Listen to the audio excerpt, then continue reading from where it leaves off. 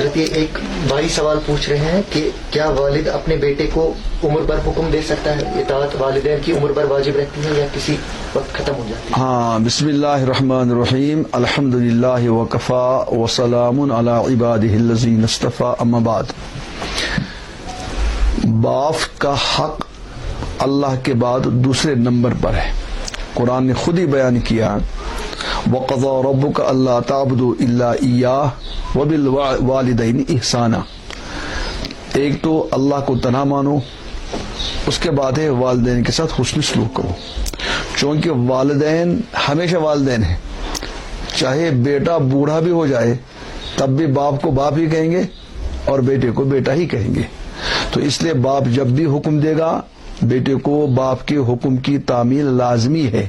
صرف ایک شرط ہے، وہ کسی غلط، منکر یا خلاف شریعت چیز کا حکم نہ دے۔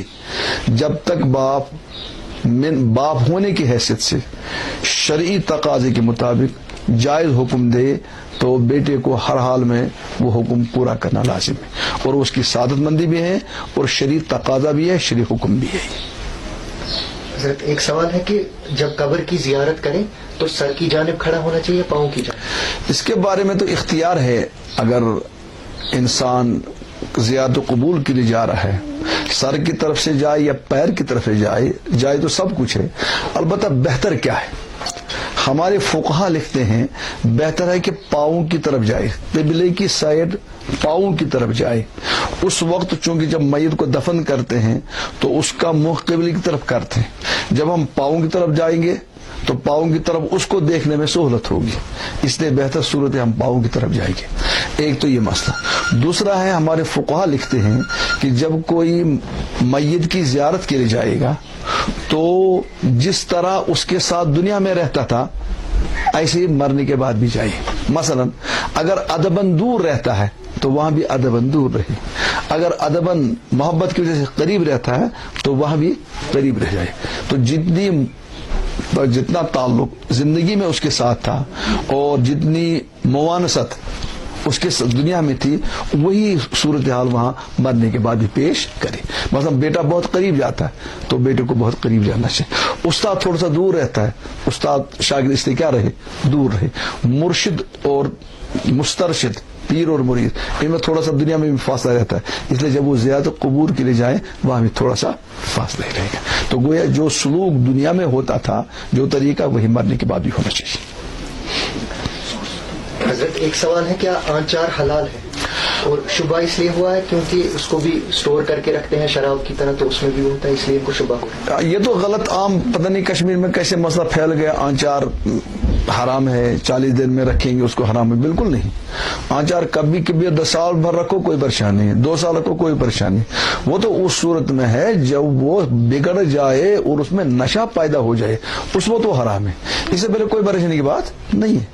آنچار رکھو تو 40 دن یا رکھو 100 دن، جب تک وہ ٹھیک ہے اس کے استعمال کرنے میں کوئی حرج کی بات نہیں۔ خام کیا اڑائی کس نے بات ہے۔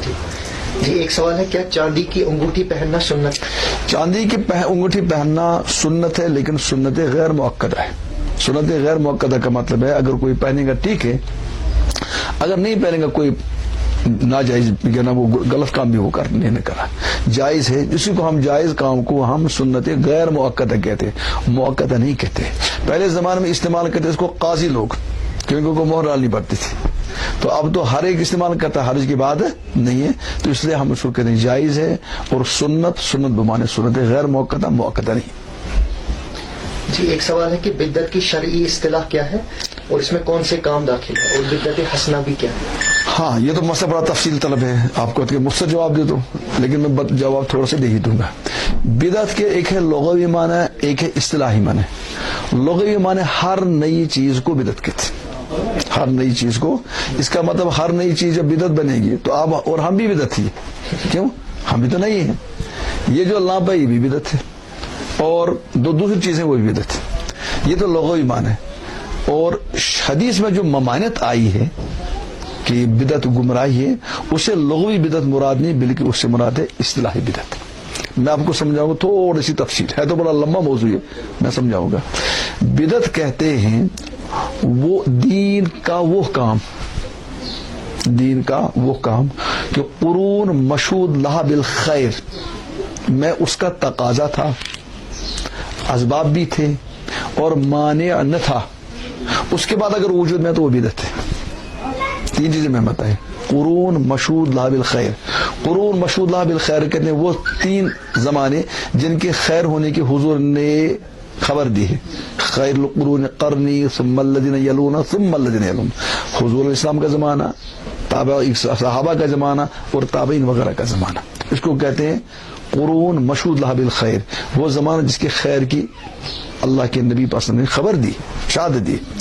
ان تین زمانوں میں اگر کوئی دینی کام اس کا تقاضا تھا، یعنی ہونا چاہیے تھا، تقاضا تو ہونا چاہیے تھا اور اسباب بھی تھے، یعنی اگر کرنا چاہتے کر سکتے تھے، مانع نہیں تھا، یعنی کوئی روک تھام نہیں تھی اس کی، اس کے بعد بھی اگر نہیں ہوا، وہ بعد میں ہوا، اس کو کہیں گے بدعت، اس کو کہیں گے بدعت. اس کا مطلب اگر ان تین چیزوں میں کوئی چیز چھوٹ جائے اس کو ہم بدعت نہیں کہیں گے. مثال کے طور پر ہم کہتے ہیں ہوائی جہاز سے اڑنا، تیز سواری، اس کو ہم بدعت نہیں کہیں گے، کیونکہ تقاضا تو اس زمانے میں تھا، ہر ایک کو تمنا تھی اڑی تیز چلیں گے، لیکن اسباب نہیں تھے. تقاضا تو تھا لیکن اسباب نہیں تھے، اس لیے ہوائی جہاز وغیرہ کو ہم بدعت نہیں کہیں گے. یہ بجلی چاہتا تھا اس زمانے میں انسان اچھی لائٹ ہو، لیکن اسباب نہیں تھے، بجلی نہیں تھی، تو اس لیے اس کو بھی ہم بدعت نہیں کہیں گے. تو کچھ لوگ کہ یہ بدعت ہے، یہ بدعت اصطلاحی شرعی بدعت نہیں ہے، کیونکہ اس زمانے میں اس کا تقاضا اگر تھا لیکن اس کے اسباب نہیں تھے. دوسری چیز، اسباب تو تھے، تقاضا نہیں تھا. مثلا قرآن شریف آپ کا ہے، قرآن شریف آپ جو پڑھ رہے ہیں اس میں اعراب ہے، زبر ہے، زیر ہے، پیش ہے، وقف ہے، وغیرہ وغیرہ ہے. حضور علیہ السلام کے زمانے میں بالکل نہیں تھا، اور اس زمانے میں تقاضا بھی نہیں تھا. تقاضا مطلب یہ تھا کہ ہر انسان پڑھتا تھا، زبر زیر کے بغیر اہل لسان تھے، وہ زبان جاننے والے تھے اور ماہرین تھے، اس لیے ان کو اس کی ضرورت بھی نہیں تھی. بعد میں اس کا تقاضا پیدا ہو گیا کہ ہم جیسے لوگ قرآن کو زبر زیر کے بغیر پڑھ نہیں سکتے تھے، تو اس زمانے میں تقاضا نہیں تھا، بعد میں اس کا تقاضا آ گیا، اس لیے اب اس کو ہم بدعت نہیں کہ، حالانکہ حضور کے زمانے میں نہیں تھا. تیسری چیز، اسباب بھی ہیں، تقاضا بھی ہے، لیکن مانع تھا.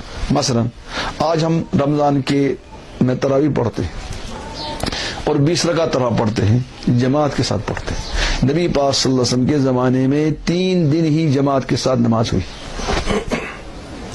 اب اگر کوئی کہے گا یہ تو بدعت ہے، کیونکہ حضور کے زمانے میں 3 دن کے علاوہ آج پورے مہینے پڑھتے ہیں، ہم کہیں یہ بدعت نہیں ہے. کیوں؟ کہ حضور علیہ السلام کے زمانے میں جو پورے مہینے نہیں رہی اس کی وجہ ایک مانع تھا، ایک عذر تھا. حضور نے فرمایا صلی اللہ علیہ وسلم نے کہ اگر میں اس کو کنٹینیو پڑھوں تو یہ آپ کے لیے فرض بن جائے گی، پھر اس کو تم ادا نہیں کر پاؤ گے. تو یہ ایک مانع تھا، ایک عذر تھا. جب حضور اسلام نے اس وجہ سے پردہ کیا تو اب وہ مانع ختم ہو گیا. اب جب مانع ختم ہو گیا تو اب ہم اس کو بدعت نہیں کہیں گے. تو وہ 3 چیزیں آ گئی. ایک تو میں نے بتایا یہ ہوائی جہاز اور دنیا کی جو ہم اس وقت ضرورت ہے کہ ہم بدعت میں داخل نہیں کریں گے، کیونکہ اس زمانے میں تقاضے تھے تو اسباب نہیں تھا. قرآن کا اعراب ہے، قرآن کا اعراب ہے، یا احادیث کے بارے میں ہم دیکھتے ہیں، جرح ہے، تعدیل ہے، صحیح ہے، اور اسماء رجال پر بحث ہے، نحو ہے، صرف ہے. یہ سب چیزیں جو ہے اس زمانے میں اسباب تو تھے لیکن تقاضا نہیں تھا، اس لیے ہم ان کو بدعت نہیں کہیں گے. اور قرآن کا جو اعراب ہے اس زمانے میں تقاضا نہیں تھا لیکن اسباب تھے، بعد میں ضرورت پڑی، اس لیے اس کو ہم بدعت نہیں کہیں گے. اور ایسی تراویح باجماعت اس زمانے میں چونکہ معنی ایک تھا، شاید فرض نہ ہو جائے، تو اس لیے وہ معنی بعد میں زائل ہو گیا.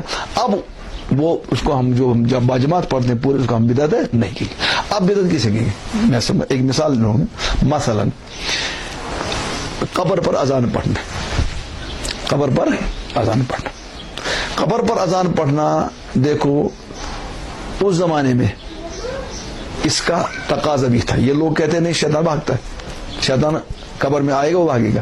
اس زمانے میں بھی ضرورت تھی کیا شیطان کو بھگانے کی، کوئی تقاضا تھا، اسباب بھی تھے، اذان پڑھنے والے تھے اور کوئی معنی بھی نہیں تھا، عذر بھی نہیں تھا. لیکن اس زمانے میں ان 3 زمانوں میں یہ کام ہوا نہیں، اس لیے اور بعد میں ہوا یہ، اس لیے ہم اس کو کیا کہیں گے؟ بدعت کہیں گے. اب میت کے لیے دعا کرتے ہیں, استغفار کرتے ہیں, وغیرہ چیزیں کرتے ہیں, شرعاً جائز ہے. لیکن شریعت نے کوئی دن اس کے لیے مقرر نہیں کیا. حالانکہ اس زمانے میں کیا تھے, اسباب بھی تھے, تقاضا بھی تھا, مانع نہیں تھا. تو ہم یہ کہتے ہیں ایصال ثواب منع نہیں ہے, البتہ ایک ڈیٹ مقرر کر کے اس سے ہٹتے نہیں, اس کو ہم نے لازم جیسا بنا دیا, تو یہ چیز بدعت بنے گی. کیونکہ اسباب بھی تھے, مانع بھی تھا, مانع بھی نہیں تھا, تقاضے بھی تھی, تو بعد میں وہ چیز آ گئی, اس کو ہم بدعت کہیں گے. تھوڑا یہ بہرحال تفصیل طلب ہے. خلاصہ کیا نکلا کہ بدعت کہتے ہیں لغت کے اعتبار سے اس چیز کو جو نیا ہو, اور اصطلاح میں وہ چیز جو قرون مشہود لها بالخیر, 3 مقدس زمانوں میں جن کی خیر کی بشارت دی ہے کہ اس کے اسباب تھے, مانع نہیں تھا, تقاضے تھے, اس کے باوجود بھی اگر وہاں نہیں ہوا, بعد میں وہ اس کو بدعت کہیں گے. لیکن اگر ان چیزوں میں کوئی چیز تھی اس کو ہم بدعت نہیں کہیں. پھر بدعت کی 2 قسمیں کرتے ہیں, ایک بدعت حسنہ ہے, بدعت سیئہ. وہ بدعت حسنہ سیئہ کچھ نہیں ہے, بدعت ہی ہے. وہ لغوی جو ہے, کون لغوی معنی جو اس اعتبار سے ایک بدعت لغوی کے نام حسنہ ہے, ایک بدعت سیئہ ہے. لیکن جو اصطلاحی بدعت ہے جس کو شریعت نے ممان, وہ بالکل گمراہی ہے, اس میں کوئی خیر کی بات نہیں ہے اور اس میں کوئی ہدایت کی بات. یہ تو اجمالی جواب اس کا ہے, لیکن ہے مسئلہ بڑا اہم اور تفصیل تر. ہو سکتا شاید کچھ سمجھ میں آیا ہوگا. جی, ایک بھائی سوال پوچھ رہے ہیں کہ کیا کسی لڑکی کا رشتہ اس وجہ سے ٹھکرانا درست ہے کہ اس کی صورت و شخصیت اس کو پرکشش نہ لگے یا پسند نہ آئے؟ دیکھو, یہ تو ایک ایسا سوال ہے جو تو نادانی ہے. یہ نادانی ہے. شریعت میں ہے کہ عورت سے نکاح کیا جاتا ہے عام طور پر اس کے حسن کی وجہ سے, اس کے مال کی وجہ سے, اس کے خاندان اور حسب نسب کی وجہ سے کیا جاتا ہے. کیا, لیکن مسلمان کو صرف دین دیکھنا چاہیے. حضور فاظفر بذات الدین, تم دین کو لے لو, دین کو دیکھو.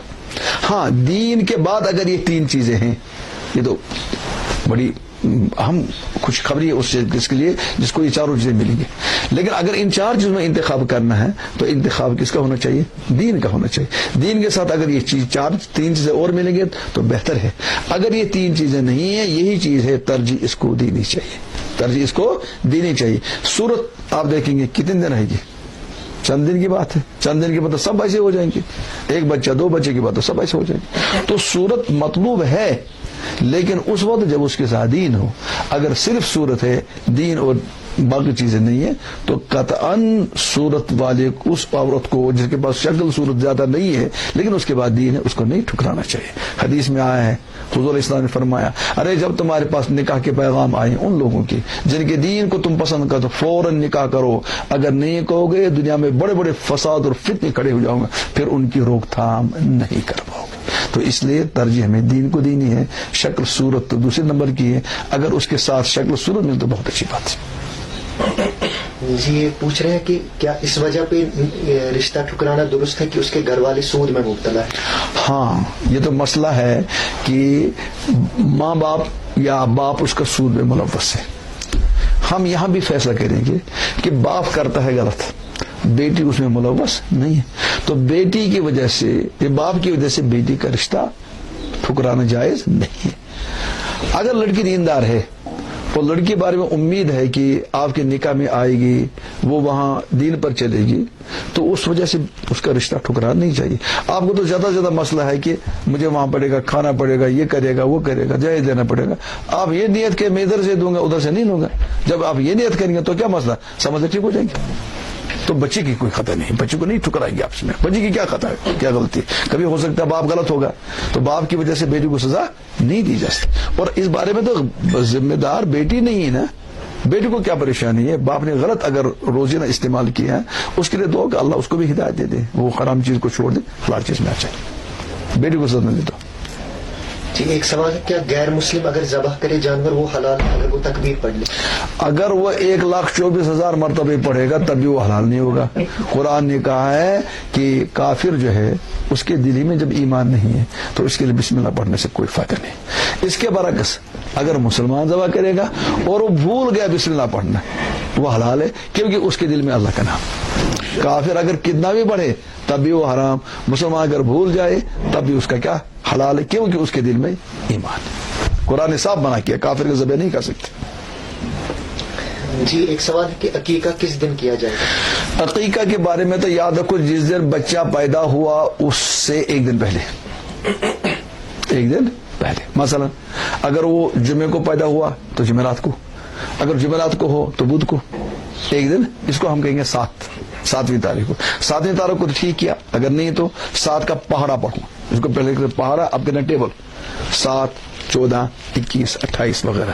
تو جتنی جلدی ہو سکے اس کا عقیقہ کرنا چاہیے. فارمولا اس کے لیے یہ جس دن پیدا ہوا اس سے ایک دن پہلے، اگر جمعے کو ہوا تو جمعرات کو، اور جتنا جلدی ہو جائے عقیقہ کر. عقیقہ کیا مطلب ہے؟ اس کے بال منڈوانے، جانور ذبح کرنا ہے، اور جانور ذبح کرنا یہ اس کا جان کا فدیہ ہے. جتنا جان کا فدیہ آپ جلدی دیں گے اتنا ہی مصائب اور پریشانی سے بچ جائے گا. اور ایسے ہی بال جب مڑاؤ گے تو بال لے کر آئے، اس میں تو بڑی بیماریاں ساتھ ہیں، جتنی جلدی ہو سکے اس بیماری کو دور کرو. اس کی نیت کیسے پڑھی جائے؟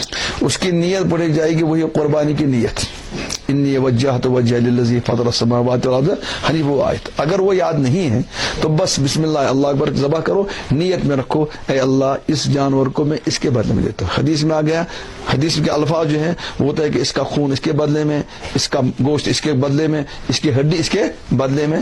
تو ہم کہیں گے اس کی جان اس کے بدلے میں. بس یہ آپ نیت کریں گے دل میں، نیت دل کے ارادے کا نام. ہاں جی یہ پوچھ رہے ہیں کیا ایک ہی جانور کر سکتے ہیں اگر کئی اولادیں کر رہے ہیں؟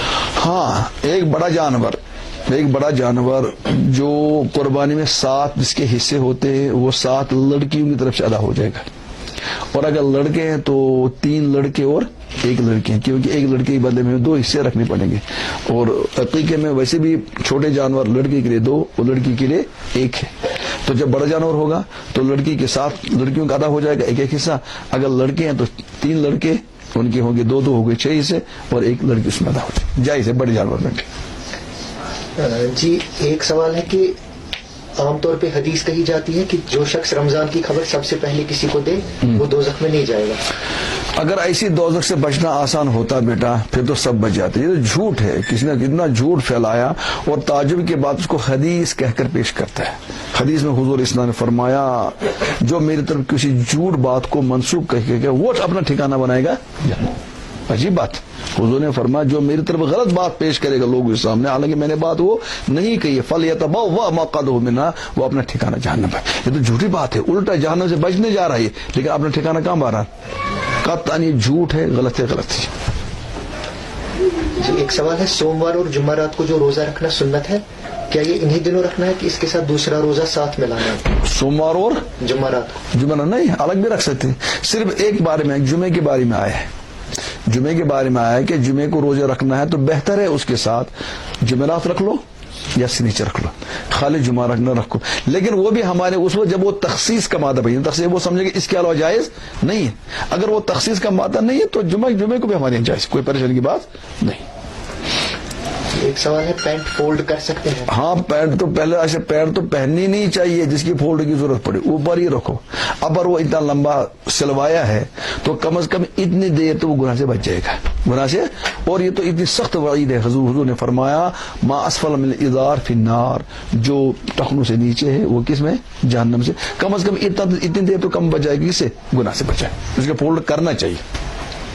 جی یہ پوچھ رہے ہیں کہ اولاد جب پیدا ہو تو والدین کی ذمہ داریاں کیا ہوتی ہیں؟ والدین کی ذمہ داری سب سے پہلی ہے کہ جب وہ پیدا ہو جائے گا اس کو اذان دلوائے فوراً. ایک کان میں اذان، دوسرے میں تکبیر، اس کے بعد تہنیک، اس کے بعد جو ہے عقیقہ، جو ابھی میں نے بتایا عقیقہ، اچھا نام. اور جو ہی بڑھتا رہے گا تو اس کی وہ دینی تربیت شروع کرے. مثلا سب سے پہلے اس کی زبان پر کلمہ جاری ہونا چاہیے. اور باپ سب سے بڑا رزق حلال کھائے، ماں رزق حلال، اس کا اثر بچے پر پڑتا ہے. پوری دینی تربیت شروع سے لے کر آخر تک وہ علماء سے پوچھتے رہے کیسے تربیت ہو جائے گی، لمبا مسئلہ. جی تحنیک کی تھوڑی وجہ. تحنیک کا مطلب ہے جب بچہ پیدا ہو جائے دودھ پلانے سے پہلے اس کسی بزرگ کو بلاؤ، دیندار کو بلاؤ، نماز کی پابندی کو بلاؤ، جو پابندی کرتا ہوں وہ کوئی میٹھی چیز منہ میں لے، کھجور ہے یا اور کچھ، اس کو چبائے گا. پھر اس میٹھے اس کا نام جو اس نے چبایا اس کا تھوک لے لے اور اس تھوک کو بچے کے تالو پر لگا لے. وہ تھوڑا اس کا وہ نیچے اتارے گا, جب اس کا گھونٹ اتارے گا تو سب سے پہلے میٹھی چیز اس کے اندر گئی, اور ایک نیک آدمی کی کا جھوٹا اندر چلا گیا, اللہ اس کی اس میں کیا کرے گا, کیا نام, صحت تو بنے گی انشاءاللہ, دینداری پیدا ہوگی. صحابہ کے دور میں جب بچے پیدا ہوتے تھے, بخاری میں کہ صحابہ کو لاتے تھے بچوں کو حضور اسلام کے پاس, حضور کی تحنیک فرمایا کرتے تھے. یہاں بھول گئے اس تحنیک کو زندہ کرنے کی ضرورت ہے. قرآن کو چھونے کے لیے کیا شرائط ہے؟ قرآن کو چھونے کے لیے آپ مجھ سے اگر پوچھیں گے, میں کیسا کہتا ہوں اس کے بارے میں, آج کے زمانے میں ایک مسلمان کو ڈرائی کلین کے پاس بھیجنا چاہیے, وہاں دھو کر آئے گا جب اس کو چھوڑے. وہ کیوں؟ قرآن نور ہے. قرآن یہ میں اس لیے کہہ رہا ہوں, آج لوگ کہہ رہے ہیں وضو بھی ضروری ہے. آج لوگ کہتے ہیں وضو بھی, تو بہت بری بات ہے, وضو بھی ضروری نہیں ہے. میں کہتا ہوں ان کو الٹ, میں کہتا ہوں تم کہتے ہو وضو ضروری نہیں ہے, میں ان کو ڈرائی کلین بھیجو, وہاں سے دھل کے آئیں گے, اس کے بعد قرآن کو چھوئیں. بچہ قرآن خدا کی کتاب ہے, اس میں عظمت ہے. آپ دیکھو قرآن پہ کیوں جا رہے ہیں, ذرا دیکھ لو اس کو. حضرت سیدنا امام بخاری رحمۃ اللہ نے بخاری لکھی 16 سال میں بخاری لکھی, لیکن حضرت امام بخاری ہر حدیث لکھنے سے پہلے غسل کرتے تھے, 2 رکعت نماز پڑھتے تھے اور دعا کرتے تھے, اس لیے وہ بخاری شریف اتنی اللہ کی مقبول ہوگی. اب بخاری شریف کے لیے حدیث لکھنے کے لیے وہ کیا کر رہے ہیں, غسل کر رہے ہیں, اس کو ہاتھ لگانے کے لیے غسل کر رہے ہیں. ہمارا نوجوان آج پوچھتا ہے کہ قرآن چھونے کے لیے کیا وضو ضروری ہے بھی یا نہیں. اس لیے میں رد عمل میں کیا کہتا ہوں, تم کہتے ہو وضو ہی نہیں, بل کیا کرو.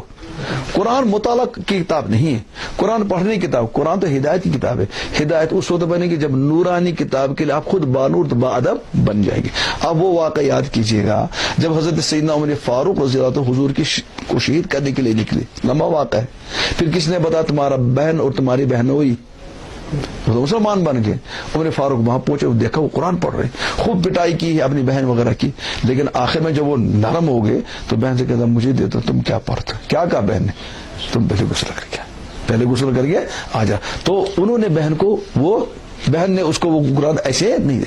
اس کا مطلب ہے کہ اگر وہ اس وقت دیتے اس کو قرآن, پتہ نہیں ان کو ہدایت ملتی یا نہیں. بہن نے بھی سوچا پہلے ادھر سے کچھ نہ کچھ بانور بن کر آئے تاکہ نور والی چیز کو لے لے گا, اللہ اس کو نور دے دے گا. تو ہمیں آج کون سی قرآن کا نور کیوں نہیں آتا ہمارے پاس, کیونکہ ہم بانور بننا نہیں چاہتے. ہمارے تو اکابر ایسے تھے. علامہ کشمیری کہتے ہیں جب سے میں نے شعور سنبھالا ہے میں نے کسی دینی کتاب کو وضو کے بغیر ہاتھ نہیں لگا. جب دینی کتابوں کو یہ حال ہے, حدیث کا یہ حال ہے, امام بخاری رحمۃ اللہ علیہ کا مطلب قرآن کا کتاب. اس لیے وضو کرو اور پورے ادب کا لحاظ کرنے کے بعد قرآن پڑھنے بیٹھو اور قرآن سننے بیٹھو. حضرت پوچھ رہے ہیں کہ شرک کے علاوہ کون سے کوئی گناہ کبیرہ ہے یا نہیں, اور ایسا کوئی گناہ ہے جس کی معافی نہیں. دیکھو شرکت کے بارے میں قرآن نے کہا وہ معاف نہیں ہوگا, باقی سب گناہ معاف ہوں گے. صرف ایک قتل عمد کے بارے میں آیا, اگر کسی مومن کو قتل عمد کرے گا جان بوجھ کر, قرآن میں ہوا ومن يقتل مؤمنا متعمدا فجزاؤه جہنم خالدا فيها وغضب الله عليه ولعنه واعد له عذابا عظيما. جو کسی مومن کو جان بوجھ کر اس کو 5 سزائیں قرآن نے مقرر کی. تو کہتے ہیں اس کے علاوہ شرک کے علاوہ قتل عمد. لیکن جمہور علماء کہتے ہیں اگر اس کو بھی واقعی توبہ آ گئی, مکمل توبہ کی, یہ بھی انشاءاللہ امید ہے کہ اللہ اس کو معاف کریں گے, تو بچے گی ایک ہی چیز, وہ کون سے ہے, شرک. ان اللہ لا یغفر ان یشرک به ویغفر ما دون ذلک لمن یشاء. اللہ شرک کو تو معاف دیں گے, شرک کے علاوہ انشاءاللہ جب توبہ کرے گا اور اللہ کی مشیت ہوگی وہ معاف نہیں ہوگا. باقی حقوق کی بات وہ اس میں داخل, حقوق کی بات الگ ہے, وہ تو بہرحال اللہ بھی معاف نہیں کریں گے جب تک وہ بندہ خود معاف نہیں کرے گا. یہ تو اللہ کے حقوق میں صرف کون سا, شرک کے علاوہ. اگر چاہے اللہ باقی گناہوں کو معاف کر سکتا ہے. جی ایک بھائی پوچھ رہے ہیں کہ تیز حافظے کے لیے کوئی دعا بتائیں. تیز حافظے کے لیے تو بہتر ہے سورہ الم نشرح لک پڑھیں, 7 مرتبہ صبح اور 7 مرتبہ شام. اس میں تو ہے الم نشرح لک صدرک, صدر دل کھل جائے گا انشاءاللہ, اللہ قوت حافظ عطا کرے گا. جی سوال ہے کہ استنجا وضو کا حصہ ہے یا نہیں؟ استنجا تو کشمیر میں ہے وضو کا حصہ, پوری دنیا میں کہیں نہیں. وضو میں 4 ہی فرض ہیں. طہارت اس وقت کریں گے جب کوئی نجاست لگی ہوئی ہو. اگر نجاست لگی ہوئی نہیں ہے تو طہارت کی ضرورت نہیں ہے, بلکہ علماء کہتے ہیں بدعت ہے. طہارت نہیں ہے, وہ نجاست نہیں ہے, تو کیوں کریں گے؟ ایک آدمی نے خون نکلا, خون کی وجہ سے اس کا وضو ٹوٹ گیا, تو اب وہ جو وضو کرے گا شروع, اس کو طہارت کی ضرورت نہیں ہے, کیونکہ وہاں نجاست ہے نہیں, صرف ہاتھ سے شروع کرے گا, کلی سے شروع کرے گا. آدمی سو گیا, سونے سے وضو ٹوٹ جاتا ہے, لیکن جب وہ شروع کرے گا وضو تو ہاتھ دھونے سے طہارت کرنے کی ضرورت. طہارت اسی وقت ہے جب نجاست لگی ہوئی ہو. اور طہارت کے بارے میں اور ایک مسئلہ بتایا کروں گا, اگر پیشاب کیا چھوٹا تو اسی کو دھوئیں گے, دونوں جگہ دھونے کی ضرورت ہے. ہاں اگر بڑا پیشاب ہے دونوں جگہ دھوئیں گے, غرض نجاست ہے تو استنجا کریں گے, نجاست نہیں ہے تو استنجا کی ضرورت نہیں.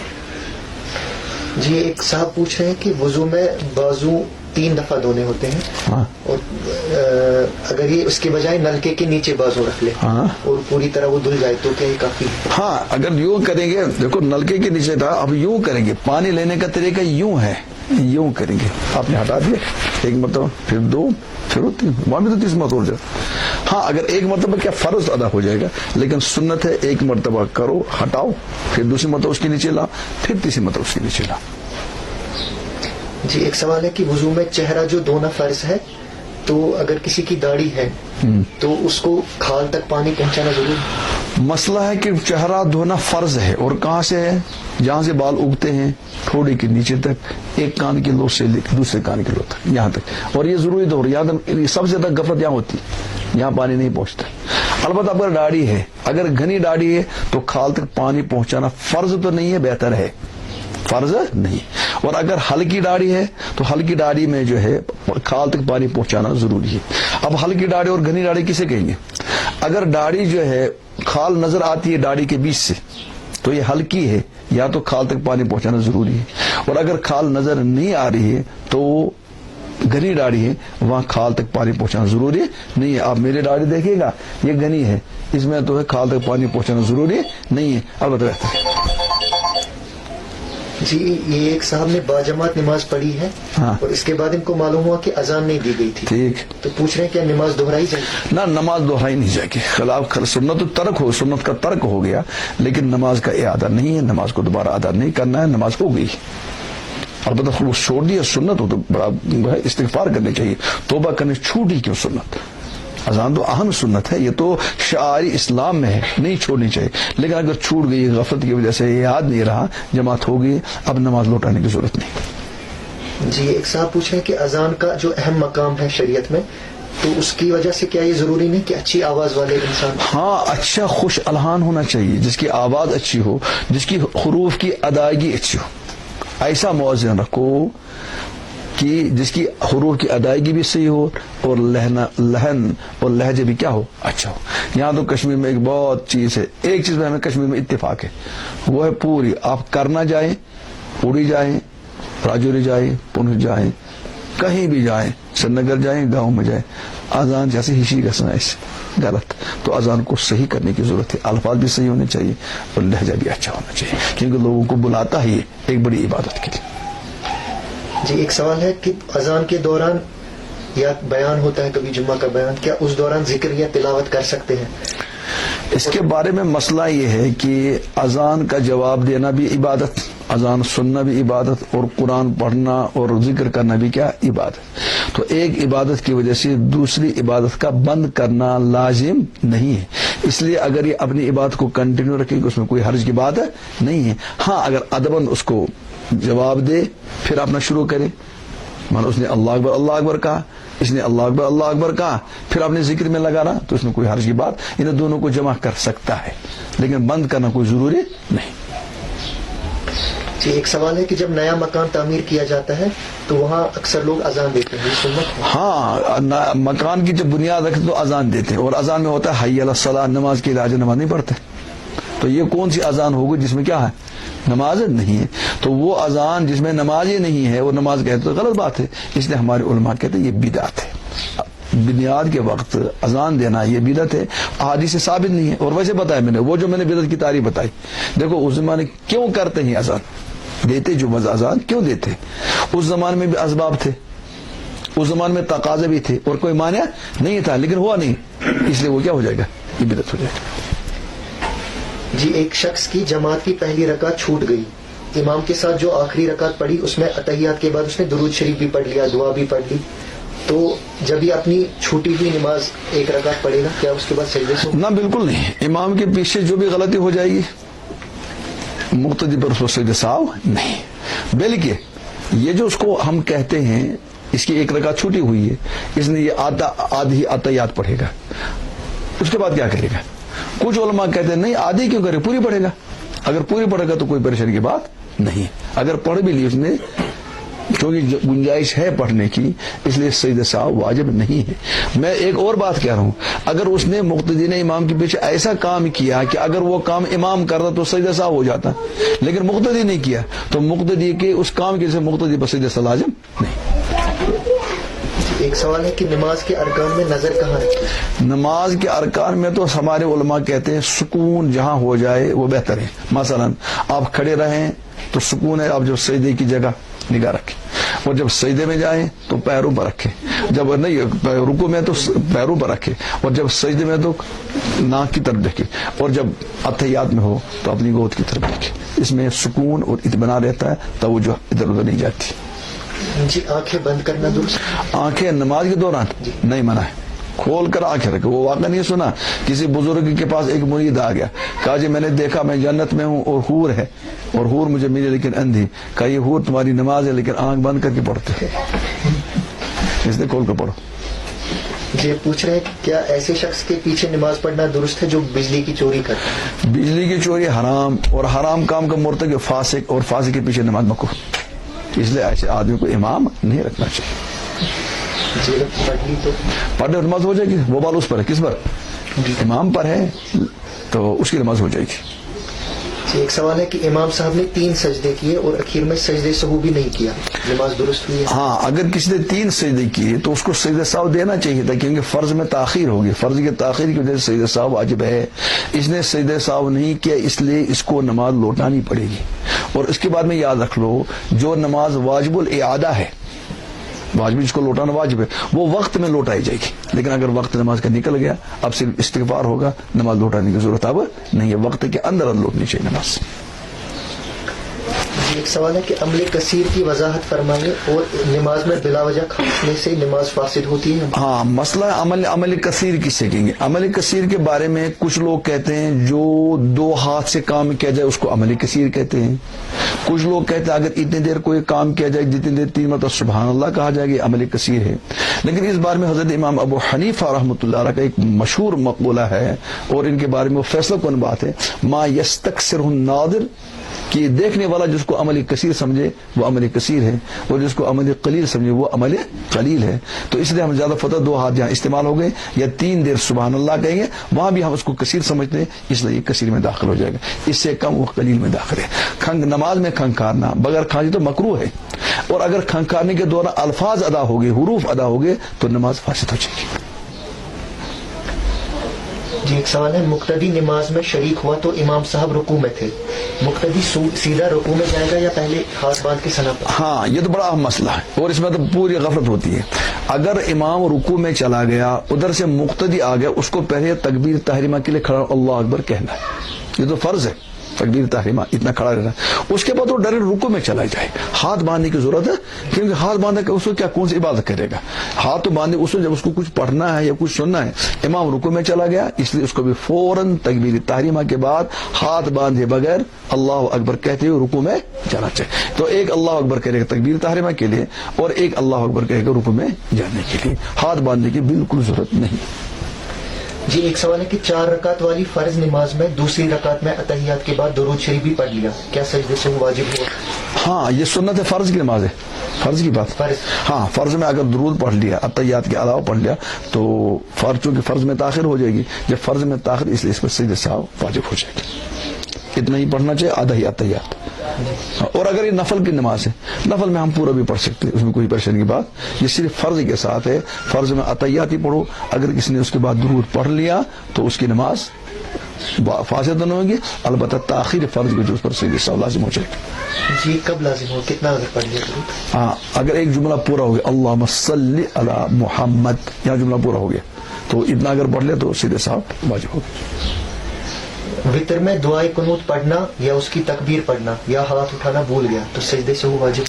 देखो 3 चीजें पूछे, एक तो हाथ उठाना, एक तकबीर कहना, एक दुआए कुनूत। हाथ उठाना सुन्नत, अगर हाथ नहीं उठाए नमाज हो जाएगी। तकबीर जुबान से कहना वाजिब, अगर नहीं पढ़ा तो सजदे साह वाजिब हो जाएगा। ऐसे दुआ कुनूत पढ़ना भी वाजिब, अगर नहीं पढ़ा तो सजदे साह वाजिब हो गया। तो गोया 2 चीजें तो वाजिब हैं, एक तो अल्लाह अकबर कहना और दुआ कुनूत पढ़ना। अगर ये 2 चीजें छूट गई तो तर्क वाजिब की वजह से सजदे साह वाजिब होगा। और अल्लाह अकबर कहना, ये हाथ उठाना, ये सिर्फ सुन्नत है। अगर ये छूट गया तो उससे नमाज में तो कराहत आएगी, सवाब कम होगा, लेकिन नमाज सही भी होगी और सजदे साह भी वाजिब नहीं होगा। जी पूछ रहे हैं जुम्मा की नमाज के वक्त इम्तिहान है या कोई अहम कॉन्फ्रेंस है, क्या जुम्मा की नमाज कज़ा कर सकता है? बिल्कुल नहीं कज़ा कर सकता है। ये तो उसने गांधी ने फतवा दिया है, रोजे का भी फतवा दिया कि रोजे भी छोड़ दो और वो भी छोड़ दो, ये कोई चीज नहीं है। इम्तिहान है, वो तो इंसान का अपनी जात के लिए है, और इबादत किसके लिए? अल्लाह के लिए। ये किसी उज़्र में दाखिल नहीं है कि आप इम्तिहान की वजह से किसको छोड़ दें जुम्मा की नमाज को। हाँ ये हो सकता है, अगर आपका इम्तिहान दे रहे किसी ऐसी नमाज में, मस्जिद में नमाज पढ़ो जब जुम्मा जल्दी होता है, और अगर आपका जुम्मा, अगर आप इम्तिहान पहले हैं तो वापस आने के बाद, इम्तिहान से वापस आने के बाद उस मस्जिद में आप जुम्मा पढ़ेगा जहाँ जुम्मे की नमाज ताखिर से होती है। लेकिन पहले से ज़हन बना नहीं मेरा इम्तिहान है आज है और मैं जुम्मा छोड़ दे तो गुनाह कबीरा, शरअन इसकी इजाजत है नहीं, इम्तिहान उज़्र में दाखिल नहीं। जी पूछ रहे हैं कि जब नमाज खत्म करें तो फिर अल्लाह अकबर पढ़े या अस्तगफिरुल्लाह? हदीस में आ गया है कि इस्तिगफार करो, अस्तगफिरुल्लाह कहो, बल्कि 3 मतलब अस्तगफिरुल्लाह कहो। अल्लाह अकबर नहीं कहना है, या तो एक मामूल बन गया अल्लाह अकबर कहते हैं, अल्लाह अकबर का मामूल, हालांकि है असल चीज हदीस में इस्तिगफार कहो। वैसे भी अगर हम सोचेंगे इस्तिगफार कहाँ कहा जाता है और अल्लाह अकबर कहाँ? अल्लाह अकबर उस वक्त जब हमने कोई बड़ा काम अंजाम दिया है, और इस्तिगफार वहां कहते हैं जब हमें कुछ कोताही लग रही हो। अब नमाज के बाद आप क्या कहेंगे? अपनी नमाज को समझे कि मेरी कोताही होगी, इस पर हम कहें अस्तगफिरुल्लाह। हम तो खुद ही अपनी बड़ाई बयान नहीं करेंगे। हाँ कुछ लोगों को एक इश्तिबाह होगा एक हदीस की वजह से। हदीस है हजरत अब्दुल्लाह इब्न अब्बास रज़ी अल्लाह तआला अन्हु की, वो फरमाते मुस्लिम में, कुंत आरिफ इनक़िदा अस्सलात रसूलुल्लाह बित्तकबीर, मैं हुजूर की नमाज का खत्म होना पहचानता था अल्लाह अकबर तकबीर के जरिए से। तो इसके बारे में तो बड़े जवाबात इस हदीस के सनद के बारे में, वाक़ई चीज़ों को हम छोड़ दें, हम ये कहेंगे ये वाक़या है मिना का। मिना में जो होता था, मिना में हुजूर इस्लाम तशरीफ फरमा है, हुजूर नमाज पढ़ रहे हैं, और हजरत अब्दुल्लाह इब्न अब्बास छोटे बच्चे हैं, वो नमाज में शामिल नहीं होते थे, या होते थे बहुत पीछे होते थे शामिल। उस वक्त तो जो है मिना में तकबीरात तशरीफ पढ़ी जाते हैं ईद के दिनों में, अल्लाह अकबर ला इलाहा इल्लल्लाह वल्लाहु अकबर अल्लाहु ला इलाहा इल्लल्लाह। उसके जरिए से उनको पता चला नमाज खत्म होगी। कुछ लोगों ने इसके समझा ये अल्लाह अकबर है, ये अल्लाह अकबर वाला नहीं है, नमाज के बाद अस्तगफिरुल्लाह कहना चाहिए। और इमाम लोगों को आहिस्ता आहिस्ता नरमी के साथ मुक्तदियों को मसला बताना चाहिए। जी एक सवाल है, कुर्सी पर नमाज किन सूरतों में पढ़ी जाए और किस तरह पढ़ी? कुर्सी के बारे में तो मैंने बहुत मतलब मसला बताया है, ये कुर्सी कहाँ से आ गई, तो ऐसा फैशन बन गया, अब अल्लाह बताइए फैशन बन गया है। ये तो क्रिश्चियनों के यहाँ इबादत है, हमारे यहाँ जितनी नरमी है तवाज़ु है इतनी ज्यादा बेहतर है। कुर्सी पर आदमी बिल्कुल नमाज पढ़ न पढ़े, अगर पढ़े तो वो पहले अपने आप को किसी मुफ्ती के सामने पेश करे, पेश कर वो देखेगा किस किस पोजीशन में ये नमाज पढ़ सकता है। अगर मुफ्ती को पता चला, आलिम को पता चला इसकी कोई गुंजाइश है, वो उसको इजाजत देगा। आम हालत में इजाजत हम किसी को दे नहीं सकते। मसलन एक आप मेरे ये मसला खराब किया डॉक्टरों ने, डॉक्टर कहते हैं मेरे कमर में दर्द है, अच्छा ये करो तुम यूं करो, फिर नमाज क्या पढ़ो, अच्छा कुर्सी पढ़ो, ये डॉक्टर काम नहीं है। डॉक्टर कहेगा तुम्हें ये एक्शन करोगे तो ये तकलीफ होगी, ये एक्शन करोगे ये काम तकलीफ होगी, ये मर्द बढ़ेगा। अब मुफ्ती का काम है वो कहेंगे नमाज के लिए कौन कौन से एक्शन और जायज है। मसलन एक आदमी जो है पैर फैलाकर बैठ सकता है, एक आदमी यूं बैठ सकता है नमाज, ये भी जायज शरन। अगर इसको तकलीफ होती है अतयात वगैरह में बैठने में, तो जिस पोजीशन पर वो बैठ सकता है उस पोजीशन में बैठे, इशारा करें, लेकिन कुर्सी इस्तेमाल न करें। हाँ अगर कोई आदमी कुर्सी पर खाता भी है बैठता भी है, कोई काम ही नहीं कुर्सी के बगैर करता है, वो जमीन पर कुछ नहीं बैठ किसी एंगल से नहीं बैठता, उसके लिए शर्म गुंजाइश। मैं आपको ये बड़ी बात बताऊं, हुजूर के ज़माने में कुर्सी थी और नबी पाक सल्लल्लाहु अलैहि वसल्लम एक मतलब घोड़े पर सवार थे, घोड़ा बिदक गया, उन्होंने हुजूर को गिरा दिया और हुजूर एक दरख्त से टकराए। 1 महीना हुजूर अलैहिस्सलाम ने अपने घर में नमाज पढ़ी और बैठ कर नमाज पढ़ी, کرسی موجود تھی لیکن کرسی پر نماز نہیں پڑھی. کرسی میں تو اس شخص کے لیے ہم اجازت دیں گے جس کے لیے اور کوئی صورت بیٹھنے کی یا اٹھنے کی موجود نہیں ہے, اور وہ بھی پہلے اپنے آپ کو کسی عالم کے سامنے پیش کرے, کیونکہ یہ عبادت کا مسئلہ ہے. ہمارے یہاں تو معمولی عذر ہوتا ہے, کرسی پر نماز پڑھیں گے. پھر جب گیس لانا ہوتا ہے تو اسی سے منگاتے, جب گوشت لانا ہوتا ہے اسی سے لاتے, بیکری لانی ہوتی ہے اسی سے منگاتے, اور جب وازوان کھاتا 1 گھنٹہ تھا وہ کیا کرتا, اس وقت اس کو کرسی کی ضرورت پڑتی. یہ عبادت کا مسئلہ ہے, اپنے آپ کو کسی عالم کے سامنے, امام کے سامنے پیش کرو. جی ایک سوال ہے کہ نماز میں شک ہوتا ہے کہ کتنی رکعتیں پڑھی. ہاں, نماز میں شک جو ہو گیا اس کے بارے میں ہیں 3 چیزیں ہمارے پاس. ایک ہے زندگی میں پہلی مرتبہ شک پیش آیا, زندگی میں اگر پہلی مرتبہ اس آدمی کو نماز لوٹانی چاہیے, اگر پہلی مرتبہ تو نماز لوٹائے. لیکن اگر بار بار ہوتا ہے جیسے عام طور پر ہوتا ہے, پہلے ہم دیکھیں گے غالب گمان اس کو کیا ہے. بس اگر اس کو 3 اور 4 میں شک ہے, وہ دیکھے غالب گمان کیا ہے, اس پر عمل کرے. اگر 3 کا غالب گمان 3 ہے, اور اگر 4 کا غالب گمان 4 پر عمل کرے گا.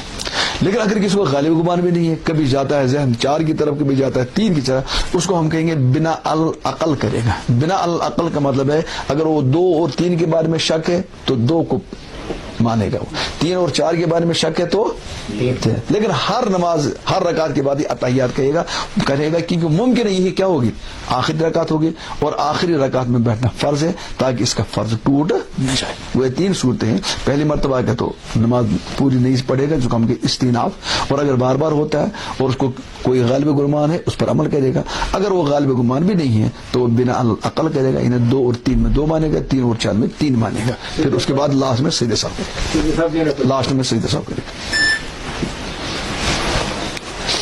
حضرت یہ جو آپ نے فرمایا بار بار ایسا ہوتا ہے, اگر کسی کو کبھی کبھار ہوتا ہے, ہاں کبھی کبھار مہینے میں 1 دفعہ ہوتا ہے, وہ بھی ہوتا ہے, اس میں وہ بار بار ہی ہو جائے گا. وہ کہتے کبھی ہوا, یا جس کو کبھی مطلب ہے کہ عمر میں 1 مرتبہ یا سال میں 1 مرتبہ, اس کو کہیں کبھی کبھی. یہ تو نہیں ہمارا دن میں مہینے میں 1 مرتبہ ہو جائے تو کثرت میں داخل. جی یہ ایک بہن سوال پوچھ رہی ہے کہ کشمیر یونیورسٹی میں پڑھتی ہے اور وہاں ظہر کا وقت وہیں پہ ہوتا ہے, تو کہہ رہی ہے وہاں بیت الخلا بہت گندے ہوتے ہیں, ناپاک ہوتے ہیں, تو اس لیے وضو کرنا بہت دشوار ہوتا ہے. تو میں کیا کروں, گھر پہنچ کے عصر کے بعد ظہر پڑھوں یا جمع کر لوں؟ اور کہہ رہی ہے کہ میں گھر سے وضو کر کے بھی نہیں نکل سکتا. ہاں بالکل, اتنا تو وضو بھی نہ رکھے کوئی اور کیا ہے, لیکن نماز کو قضا کرنا بھی شرعاً جائز نہیں ہے. وہ ہمت سے کرے, کچھ وہاں پانی کا لوٹا وغیرہ رکھی لے تو اپنے کو ضبط کر لے کہ نماز قضا نہ ہونے دے, بلکہ کوشش کرے اپنے وقت پر نماز پڑھنے کی. نماز قضا کرنا جائز بالکل نہیں اس عذر کی وجہ سے. کوئی پانی کا لوٹا وہیں رکھ لے, وہ ہمت کر لے تھوڑی سی, یا اپنے جو ذمہ دار ہیں وہاں تک بات پہنچائے تاکہ اس کا بندوبست کرے. اس کا مسئلہ بھی حل ہو جائے گا اور دوسروں کا بھی ہو جائے. اور جو وہاں ذمہ دار ہیں وہ کیوں نہیں بیت الخلا کو صاف رکھیں گے؟ کچھ لڑکیاں بیٹیاں پڑھنے جاتی ہیں پاک صاف انداز میں, ان کو بھی اس کا فکر کرنا چاہیے, لیکن نماز قضا نہ کرے بالکل. بس جزاکم اللہ, اللہ قبول کرے. وآخر دعوانا الحمدللہ رب العالمین.